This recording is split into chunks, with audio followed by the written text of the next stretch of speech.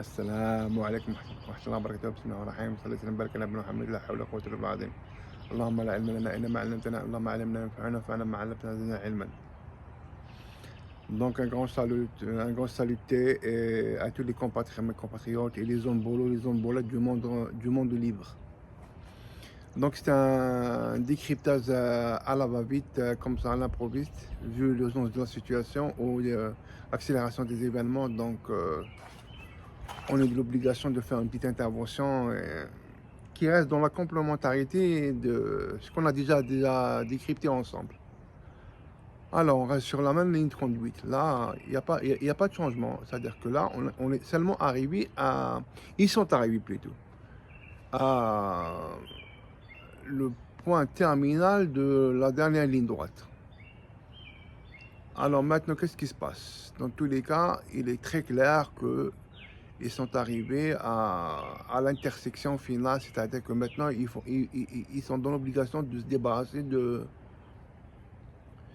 régime Khomeini, ou de ce qui reste de l'Empire perse. Au début, c'est une mascarade, mais là, c'est réellement, c'est vrai. Ce qui se passe maintenant, c'est authentique, c'est une guerre authentique. Parce qu'auparavant, comme vous le savez très bien, c'était quoi? Ils étaient donc utilisés dans le sens de neutraliser les Al-Sunnah wa Jama'a. Vu que maintenant ils ont fait, donc le boulot est fini, et là ils se trouvent au point d'appliquer, sur le point plutôt d'appliquer le projet de Bernard Lewis, voilà.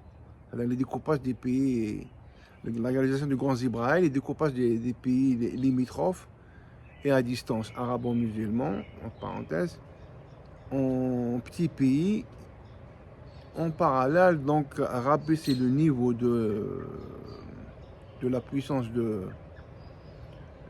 des chiites afin qu'ils puissent toujours rester égal à peu près égal à la puissance des pays sunnites pour qu'il y ait toujours une guerre non-stop.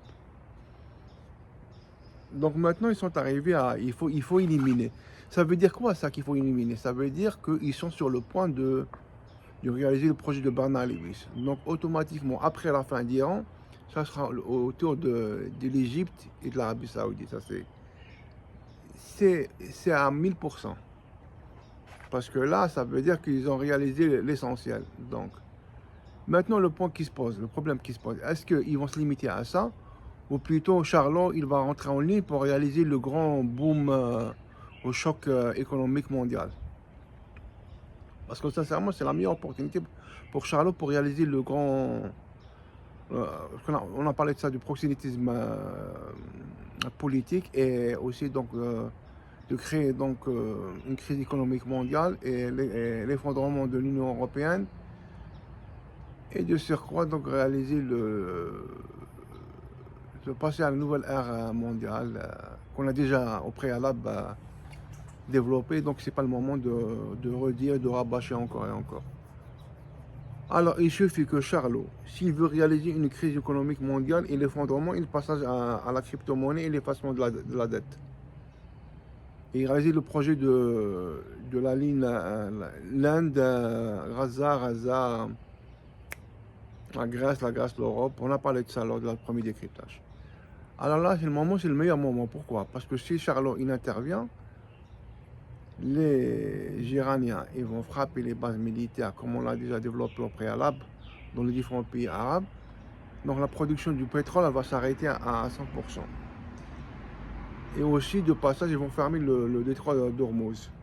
Donc, ce qui va créer une crise économique mondiale énergétique totale. La flambée des prix de pétrole, des barils de pétrole, qui tire profit à 1000%, c'est le serpent polaire. Poutine.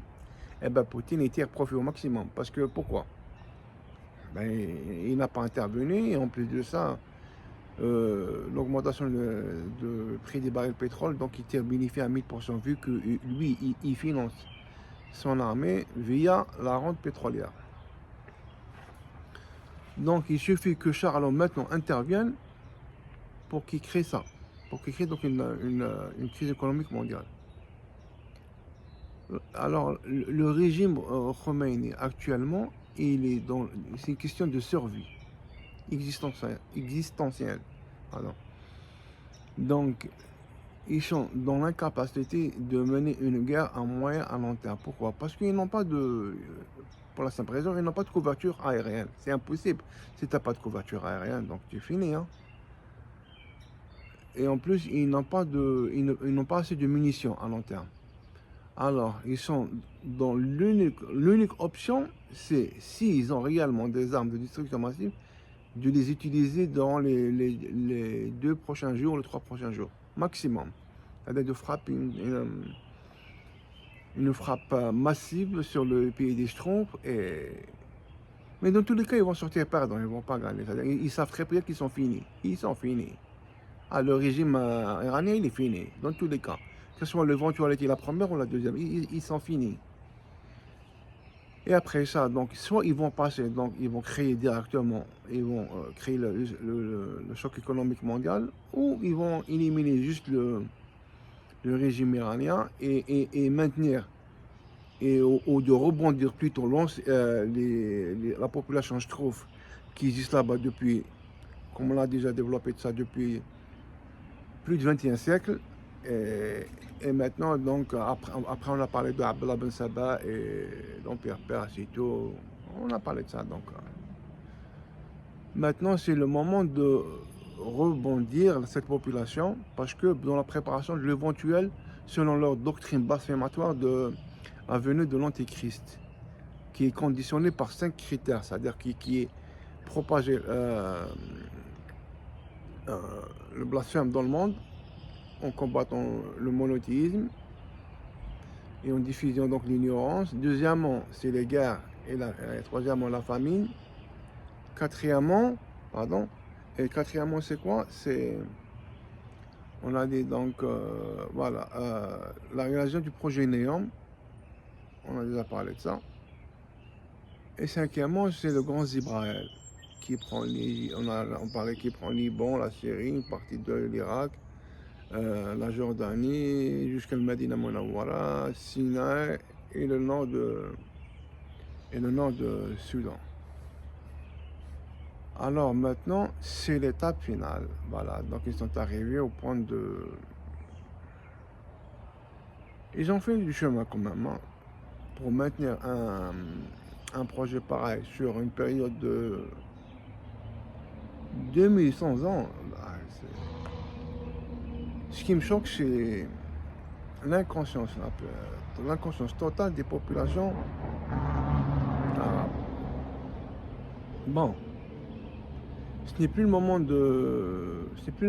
d'analyser ou de décrypter. Maintenant, les conséquences sont inévitables. On le voit très bien. On le voit très bien que maintenant, ce qui se passe, c'est du non-retour, c'est du jamais vu. C'est-à-dire que même un ignorant, il ressent que c'est très grave, c'est très sérieux ce qui se passe maintenant. C'est pas juste une guerre pour le nucléaire. Le nucléaire, c'est juste un prétexte. C'est pas... Et Charles va intervenir. Je pense que Charles va tirer profit. Parce que pourquoi? Parce que Charles, il a déplacé les navires du pays de Langsam, de la région, donc,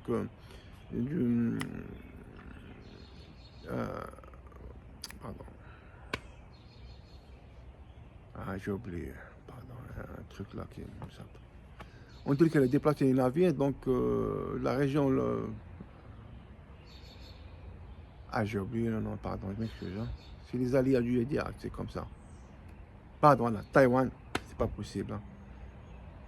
Hein. Donc, les Chinois, donc, ils sont lésés de part que leur production, leur importation énergétique, elle est assurée 40% par les Iraniens.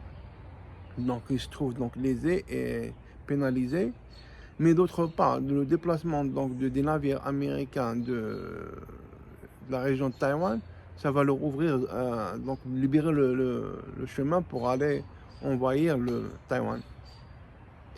Et donc, tout dépend maintenant. C'est-à-dire, maintenant, c'est un tournoi. Soit ils vont se limiter à éliminer le gouvernement, ou plutôt le régime des mollahs, donc le régime iranien chiite, et la division, donc ils vont diviser l'Iran et remettre en avant la population schtroumpfienne, notamment au niveau euh, comment on appelle ça, au sud de l'Iran. J'ai oublié le nom de la ville. Subhanallah, c'est pas possible. Ya Rabbi Karim. Asfahan, voilà, Asfahan. Parce qu'à partir de là-bas, d'après leur doctrine blasphématoire, l'antéchrist qui va venir, c'est-à-dire Dajjal, il sera donc soutenu plutôt par les populations chronfiennes au niveau de la ville d'Asfahan et par Rawafid et le Khawarij. Le Khawarij déjà, donc on voit très bien que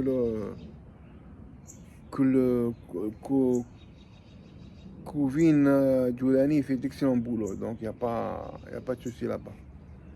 Donc voilà, donc on est devant un moment historique et il va y avoir des dégâts, d'une manière ou d'une autre, il va y avoir des dégâts, parce que là, il n'y a pas un dénouement favorable.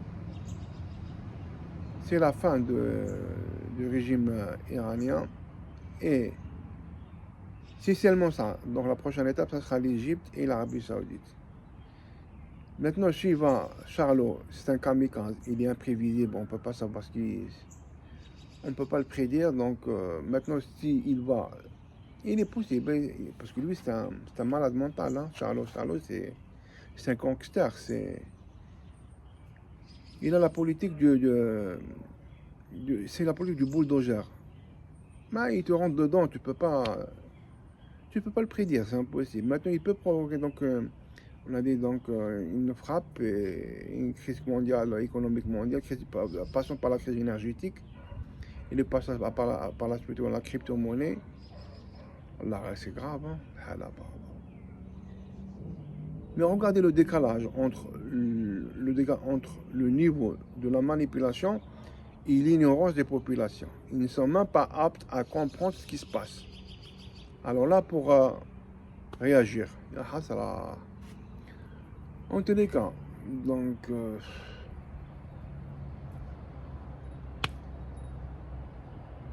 mon frère, je passe à mon frère Ahmed, il a un grand bonjour à toute la population musulmane ivoirienne.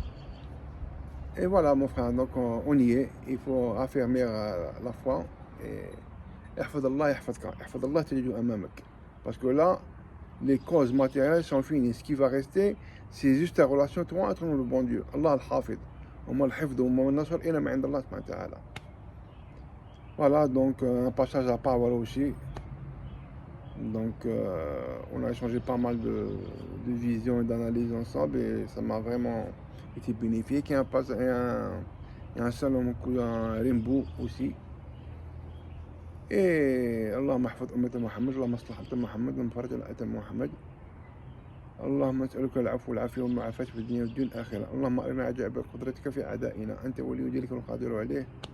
Et voilà les frères, mes frères et sœurs. Donc, merci de m'avoir supporté. C'était un décryptage en urgence et un complément ultime et final pour les événements. Et on va voir maintenant. هذا الله على أعلم سبحانك اللهم وبحمدك أنا أنت أستغفرك وأتوب إليك ونخدعون الحمد لله رب العالمين والسلام عليكم ورحمة الله وبركاته. شكرا.